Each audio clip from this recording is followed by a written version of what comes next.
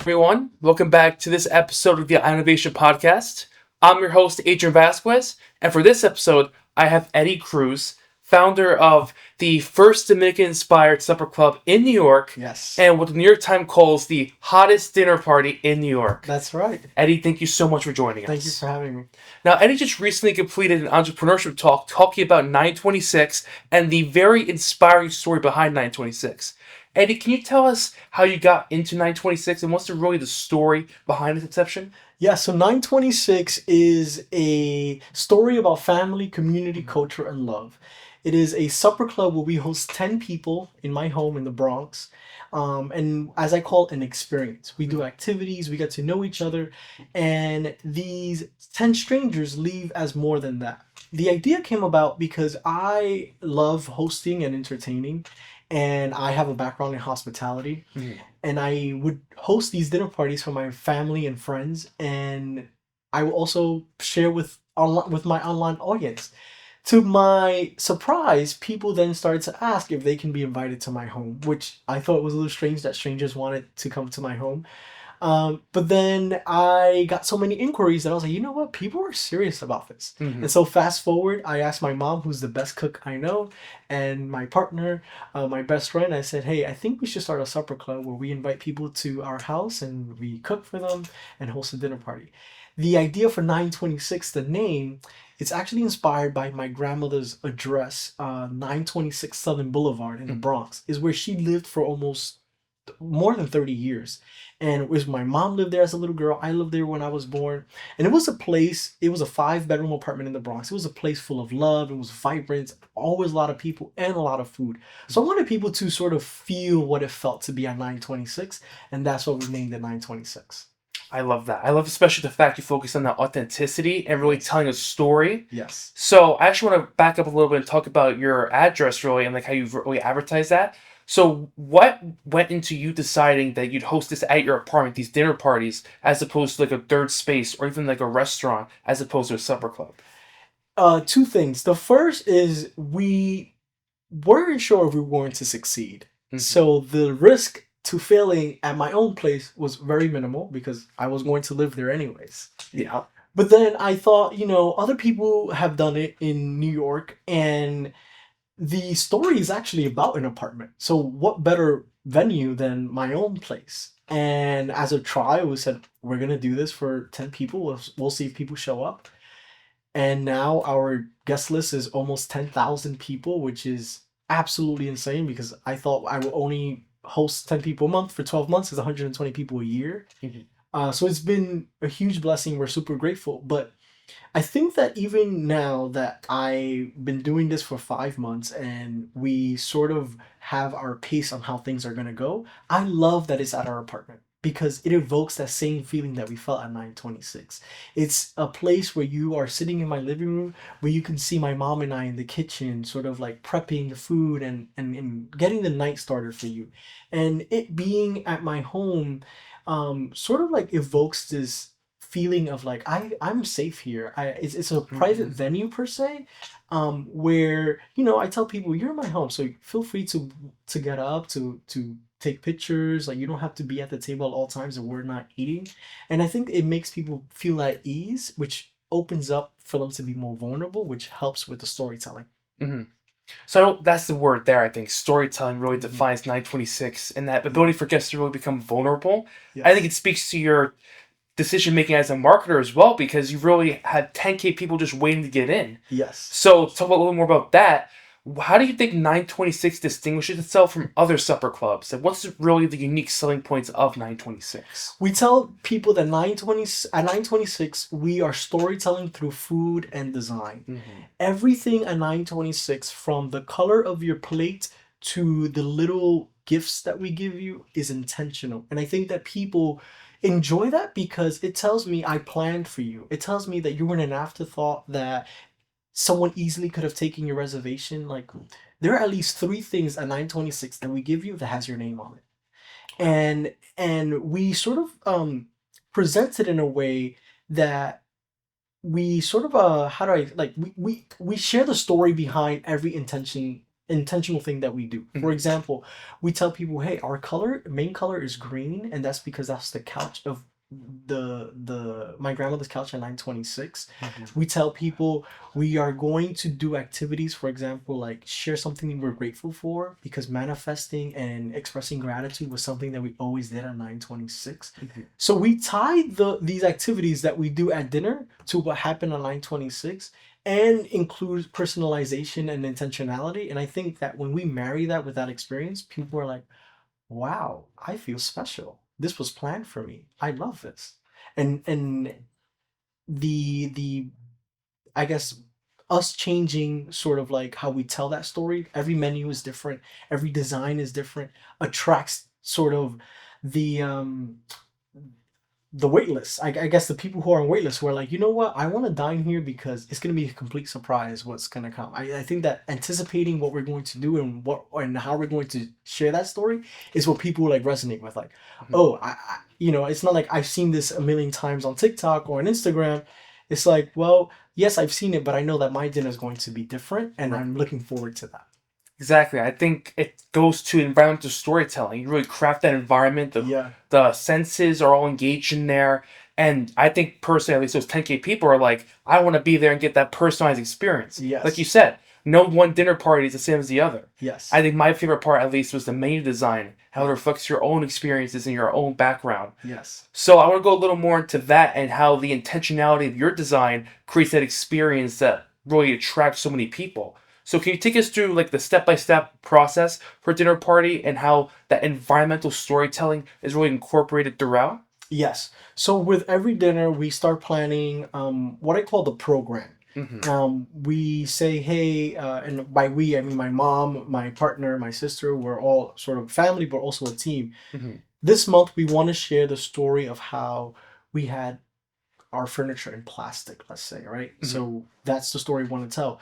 And although visually the table may have plastic on it, or we may give you the menu with plastic on it, deep down or bigger picture, what we're really talking about is something that we preserve, protect, and love. And it's a story that anyone can relate to, whether you have been in a home that has furniture in plastic or you lived in one, right? Like if you know someone or you lived in one, or let's say you never lived in one because of your socioeconomic status or because that's not part of your culture, we are still talking about something that we preserve, protect, and love, and you can relate to that, and everyone can relate to that, right? So when we think about how we are going to plan the night, we think about, okay, what are we going to talk about? And we make sure that we think that everyone can somehow participate, that this doesn't feel like a Dominican experience, and because I'm not Dominican, I can't relate, or because I was not born and raised in uptown New York, I can't relate to this, right? Like we are sharing something that we grew up with and making art out of it.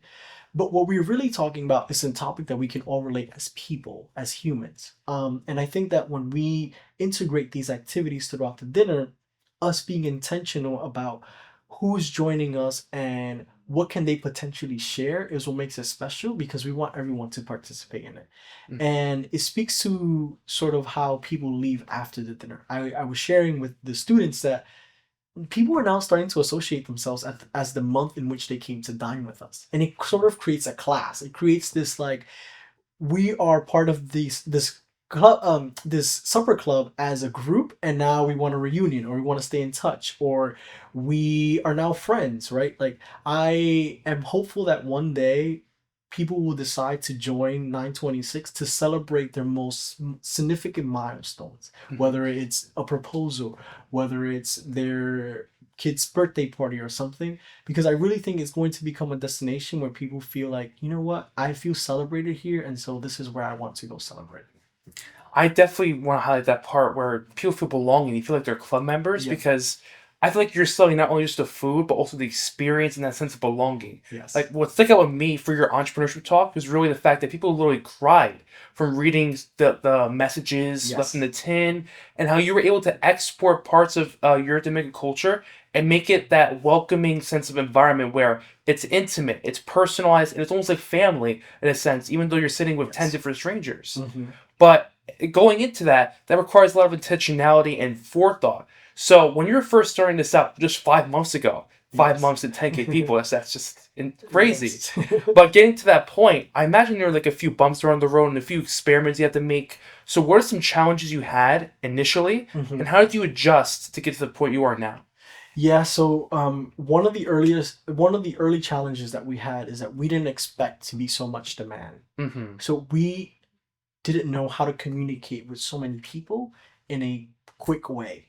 We Right. had limitations with the technologies that we were used to, and because we never thought about it growing so quickly, we were like, well, we don't know how to email 10,000 people. And that was sort of like a technological issue we had. Also with storage. Hosting a supper club at home requires us to have a table, chairs, utensils, everything that requires to have a dinner party that we normally wouldn't have in our house because we normally don't have dinner for 10 people. And so this Imagine. comes with like, where are we going to put all of these things away? And Mhm. how are we going to transport it? Because we are carrying ceramics and glass. And so, from a logistical perspective, it also became a challenge because now it's like, well, we need to move this from point A to point B Mhm. safely in an efficient way. So that was another thing. And then just from a logistical perspective, like starting a business, there are things that you don't really think about, but when you're in it, it's like, oh, like I would have never thought that I had to do this, right? Like Mhm. we thought that we were serving dinner for 10 people, and my mom is the chef, and she is used to cooking for like our holiday parties and stuff. Right. But it's different when you are timed and in a pace setting where like, oh, we need to serve dessert, let's say by 9:20, or we need to do this by this time. There's a timeline, and we're like, oh my god, like we need to follow this Like timeline you're on the because clock. yeah, we're on the clock, and like Mhm. we need to be aware of how people are perceiving that how time is passing as well, right? So Mhm. that was one thing that I thought, oh, we got this. Like we just serve food and like we just keep the food coming. But it's like, well, that's not how it works because we also have activities to do. Mhm. So once we were in it and once we had like done a few dinners, we're like, okay, like this is how we have to do it. And now there are certain things that I say at the dinner party that cues my mom to like start prepping stuff. So Mhm. it's like, mom, you know when I say this word, you need to start frying. Or when I do this, you need to do this. Smart. And we didn't know because we didn't know. We never had done anything like that in our home. And Mhm. so I think that there's some things that you may anticipate, right? But there are other things that you just are going to learn on the job, like any other job. Mhm. So I think with that in mind, trying to cover the logistics and also Hmm. just the fact that your mom didn't have that traditional cook background, how did you address the fact that some people didn't know what a supper club was and maybe like, oh, it's a restaurant, ask for substitutions, or like I didn't like seafood, for example. So Yes. how did you address that misconception when it came up? Yeah, so I told people, a supper club is usually an intimate dinner hosted in an unconventional place. So it's either in someone's home, it's either in a like hidden location like a speakeasy, Hmm. and it's for a curated group. It's not for anyone who just shows up that night. Like you plan for this. Versus at a restaurant, you can make a reservation, but you can also just be a walk-in, Hmm. and everyone is dining at their own pace because you may be eating dessert, but I may just be coming in. So everyone knew that this experience was sort of like a group experience, and that's what sort of like defines it as a supper club. Hmm. And also the size is only for 10 people, and physically I can't make my apartment bigger, so Right. it will always be for 10 people, Hmm. or maybe 12, but like it just won't be 30 per se, right? Like it's just Hmm. not gonna like double or triple in size because of the limitation of it. um but it's also, as I shared, intentional in the way that we know that you're gonna come dine with us, but you're gonna get more than food. Either we are going to interact because we're strangers, and if we don't break the ice, dinner's gonna be awkward, right? Exactly. Or we are going to share a story. Many supper clubs are started by chefs, so they share the story of like their journey as a chef. Um, because I'm not a chef, and because my mom is not the storyteller, I was like, you know what? We're gonna share a story about 926, but we're gonna all relate to it because we're gonna talk Hmm. about being people and stories that we can relate to it because either they are connected to our childhood or the bigger picture connects to what we're experiencing now in adulthood. I like that part, storyteller, and really connecting the human Hmm. experience overall. Yeah. I think going back to your entrepreneurship talk, you mentioned the 65-year-old woman having her birthday there, and a college grad going there and having dinner. Just those same people in the Yes. same room, and the fact that you can connect them just based upon breaking that ice. Hmm. Because I think really what people want when they come to 926, based on what I heard, was really that connection, that experience, and that Yes. intimate space to really express themselves, which Yes. I absolutely applaud you for. So with Thank you. that being said, with just 5 months in, you already have such an established presence. Like I think you have about the longest wait list in Manhattan already. What's in the future for 926 and you as well? I love that question because would typically assume that it's a restaurant because this is the closest thing that we can compare 926 to. Mm-hmm. And my heart tells me that it's not a restaurant, but I am open to see how this will evolve Mm-hmm. because it honestly started as a hobby per se, then a hobby in which I decided to monetize, and then now is becoming something that I monetize but can have other streams of income otherwise through Right. partnerships, through views on social media, as a destination to host private parties because now we do private events. So I'm just as curious to see how this will evolve, but I think that it will still be something within the realm of design shapes the experience is a phrase that I live by. Mm-hmm. It's a phrase that I coined actually where I tell people regardless of what you're designing, whether it's a cafe, a website, your outfit, anything, a hotel, a restaurant, the way that it's designed influences how we behave. Mm-hmm. And I truly believe that. So whatever I do next, I think is going to be within the realm where we are curating an experience for people. I don't know yet what that experience look like, but it will be where we are sort of like the creative directors of that experience. Mm-hmm. I like the experience and designing that to create that appeal. I Hmm. think that perfectly summarizes 926. And a lot of our entrepreneurs as well, they start off with a side hustle like you did with 926, where Yes. they paint nails or they bake and they're not really sure how to move forward with that, but it grows into something bigger. So I think your experience in 926 really speaks to a lot of what college entrepreneurs in our audience feel when they start a side hustle and it grows to something bigger. Exactly. So I think Yeah. with that in mind, do you have any advice for aspiring entrepreneurs in our audience who are not sure Yeah. where to start? I say to remain authentic to your story and to your Mm-hmm. craft because I had those same questions as well. Like, I know that I can do well with design. I know that I am a good host and I just love entertaining. But what can I do with it? Like, I don't have the resources to start a restaurant. I don't have the manpower to start this like huge company, right? And I was like, I'm gonna start small and I'm gonna start with what I know, and that's my story. And to my surprise, because I tell people this, like I didn't start 926 with the intention that we will have thousands of people on the guest list. I started this intention was like, hey, there's this really powerful story of how I grew up in this apartment at the address of 926 Southern Boulevard, where I felt like I had it all. Mm-hmm. And I want to evoke that same feeling at 926. And because I'm good at design, I'm going to design an afternoon or an evening where you feel that. And it was a hit, right? So it was one of those things where I'm like, I'm gonna just start small. I'm gonna see where it goes, and I think it's because remain authentic to my story. Had I said like, other supper clubs in New York are usually started by chef, and I'm not a chef, I'm not gonna do that. Or other supper clubs in New York really focuses on the host being in the kitchen and sort of like prepping for, and I am not able to execute on that content because I don't know how to cook. If I would have like sort of like came up with all of these scenarios of what other people do and how I am not like them, easily I would have been like, yeah, this is not for me. You would count yourself out. Yeah. Correct. But Mm-hmm. instead, I said, I'm a good storyteller and I'm a good designer.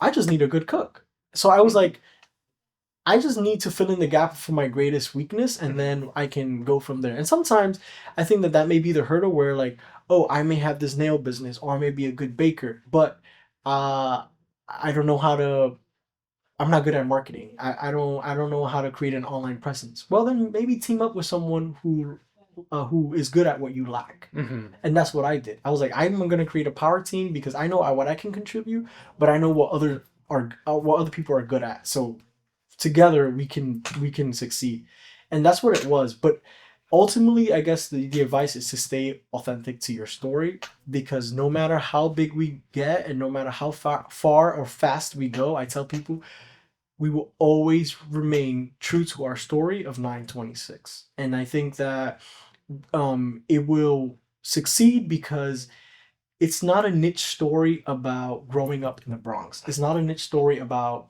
a Dominican family that only Dominican family grows up to. It's a Hmm. story about family, which we all have, either blood or chosen family.